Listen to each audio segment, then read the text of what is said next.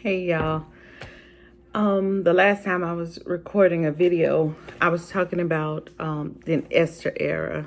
And I was just really talking about how the role that Mordecai's dreams played in everything that happened with Esther and the nation being saved.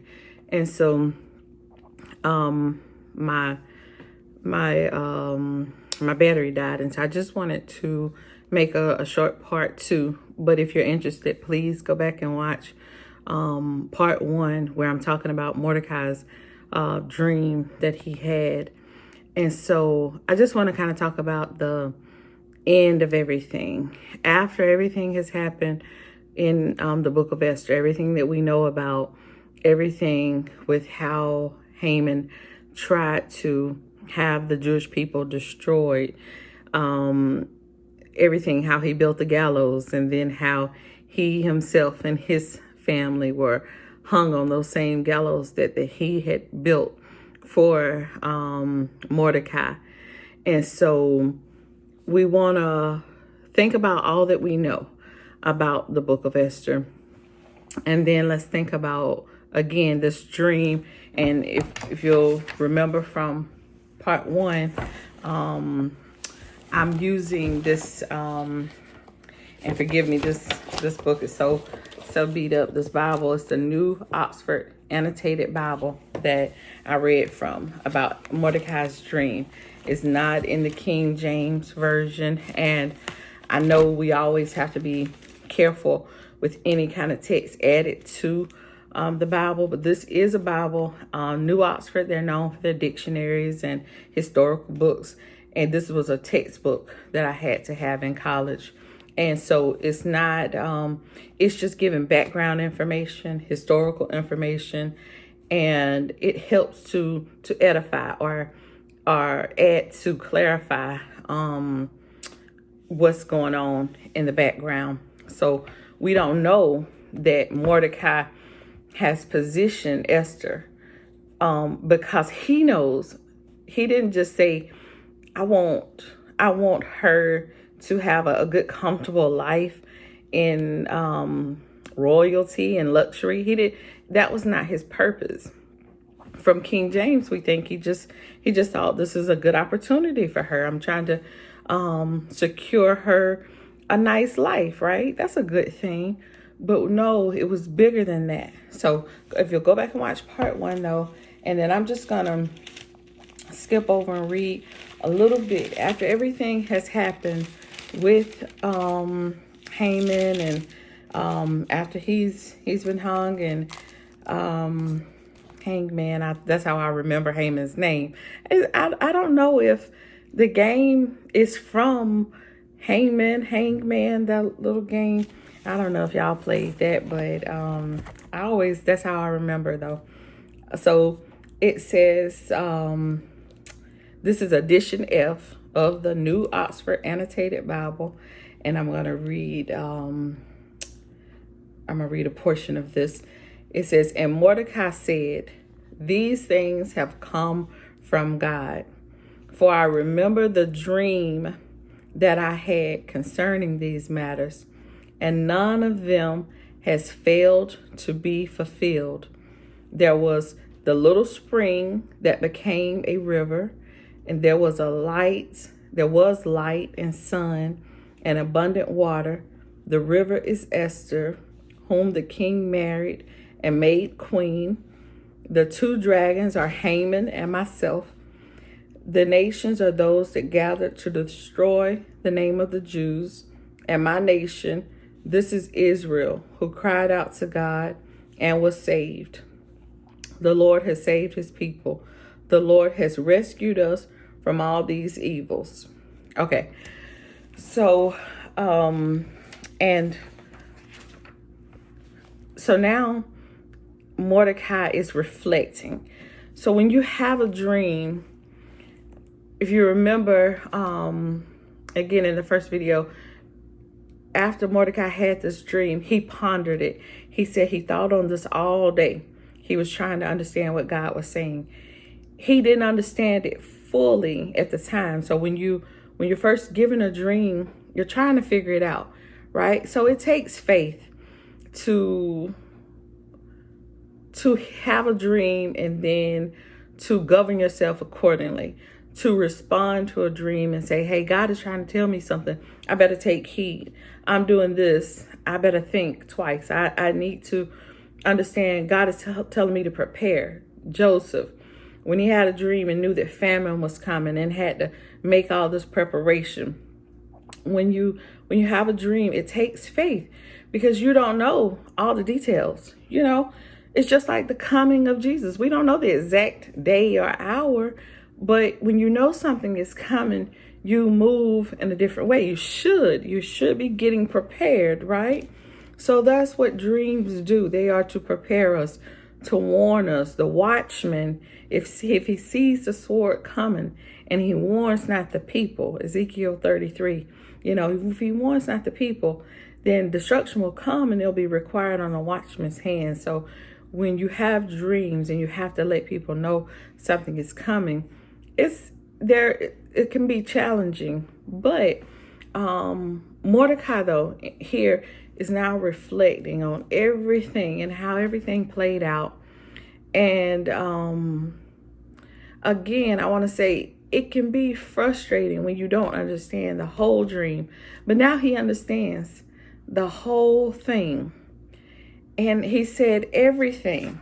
Let me read this one more time, where he said, none of them, the dream I had concerning these matters, and none of them has failed to be fulfilled. Every single thing happened. None of them has failed to be fulfilled. The little spring that became a river, the river is Esther, who became queen. The two dragons are Haman and myself. The nation are those who gathered to destroy the Jews. So he's putting all the pieces together. So now, he's seeing it for 2020. Hindsight is 2020, right? So he's seeing everything and he's just reflecting. I have been in situations, where I have, like Mordecai, understood something after the fact. And I have to be careful how I say this because I always like to respect anybody, but I speak the truth in love. So I was in a situation where I had a dream that troubled me about a baby. And the baby had not even been born yet. But I had this dream, and then I told the person I had this dream, and then they revealed that they were pregnant. When I revealed the dream, I said I had a dream about a baby girl. Did not know this person was pregnant. I won't say the relationship because like I said, just to respect other people's privacy. But I was worried that something was wrong, and I held my peace and I didn't say anything. And then several months later, when she was probably about 7 months pregnant, I talked to her after her baby shower and I asked her if I could pray for her, and I prayed for her. And it actually upset her. And before I prayed for her, I told my pastor what I was going to do. I told him about the dream I had and how it had come back to me a second time, and that's confirmation. So I shared it with my pastor, and I prayed for her. And so it caused her some anxiety, and she sent me a long text telling me how I had, ruined her perfect day. And it was just, she said it caused her a lot of anxiety. And as a therapist, I'm careful not to disagree with someone. If you say I caused you anxiety, even though I know that wasn't my intention, I can't gaslight you and say that I didn't cause you any anxiety, because the truth is I had anxiety myself. I didn't really feel comfortable telling a pregnant lady. I've also had 3 miscarriages. So when it comes to pregnancy, that's an area that I get a little anxiety about. So I had to ask God to forgive me if I came to her with anxiety. And but I told her after I prayed for her and she started to get upset, I said, this is to give you power. I said, if anything happens, you rebuke it in Jesus' name. This is exactly what I said to her. And she went off, and she, like I said, she was still upset. And afterwards, she sent me the text that I was referring to. And went so far as to, I was supposed to see her the next day for a birthday party, and she told me not to come. So this was a big deal. And for several months, I reflected on the dream, and I said, why? I almost wanted to say, why did I even bother? And I started feeling like, well, God, why do we do this? Why do we tell people dreams and give people words and pray for people who really don't want our prayers? And I started thinking, I wish I didn't really have dreams. I started saying that. I said, I wish I was a singer or something. I'll be happy to get up and sing a song. And I love teaching.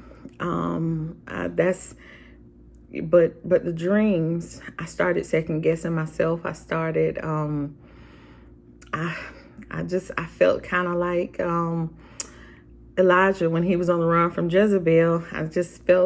I was feeling defeated. I was feeling very defeated, y'all. And then about 7 months later, so by this time the baby has been born, and the baby, I guess 5 or 6 months old, and the baby actually died. She died in her sleep. Sudden infant death syndrome, SIDS. And so when I was called, my mom called me, told me to come over. She had to talk to me, tell me something, and she didn't want to tell me over the phone. And I rushed there, and I knew it was big because she was crying, and thought something had happened to one of my brothers. And anyway, I got there, and when she told me this news, I broke down, and and part of it was because God had sent me a dream, and a warning had gone out, and I didn't understand it completely, but I trust God enough to know that if he warns us, then we have to take heed. And so my niece was actually talking to me the other day, and she said, well, don't you feel like that puts you in, like if you tell somebody something and it happens, they'll feel like you like put something on them or something? Well, hold on. First of all, I'm not a witch. I can't put anything on you. And people will feel that way though. They're like, oh, you're bad mouthing me or whatever. You caused me this anxiety, and then this happened. But you have to, if God gives you something to share, you have to share it. And if, Jesus dealt with the same thing. When Jesus came, people questioned who he was. And some people said, oh, he's Beelzebub. And Jesus said, how can Beelzebub cast out Beelzebub? Jesus said, I'm around here casting out devils, and you calling me a devil? Like, how is that? The devil can't cast himself out. A house divided cannot stand. So, dreams can be tricky, but God is giving dreams. And I believe I know, and the word is clear about it, that in the last days, he's going to be pouring out his dreams. He's pouring out his spirits, and the young will have visions, the old will dream. And so this is what's happening, and dreams are so important. And I love that so many people are talking about the Esther era. I wanted to be a part of the conversation, because if we talk about Esther without talking about Mordecai's dream, we miss a really important piece of the puzzle. And I don't want us to miss this, because dreams are coming forth, and we need to listen to our dreams. If God has given us dreams, and the people who we trust, the people who we know, we can look at their lives and we know that God is working in them, through them. Trust them if they give you a dream. And if nothing else, be prepared. Because if it's from God, it will come to pass. His word will not return void. And that's what Mordecai says right here. He says, for I remember the dream that I had concerning these matters. and none of them has failed to be fulfilled. The things have come from God. None of them have. His word just will not return void. So when it's from God, it will come to pass. And also, let me say this: in the dream that I was sharing, I didn't know it would be death. My honest feeling was something would be wrong health-wise. I kept thinking it was something with DNA. There was something about how the baby turned, or someone beside the baby turned, and I thought that was God showing me something about DNA. Now I understand it, that turning to probably be something different, right? But in my mind, I was like DNA, because the helix strand, it turns, and I was like, that's something that's wrong. So I was just warning in that. But if you have a warning, then pay close attention, right? No matter what it is. If you have a dream it's a car accident, then you pay attention with your driving. Be extra careful, make sure you have your glasses on when you go out at night. Just things like that. How do we be prepared?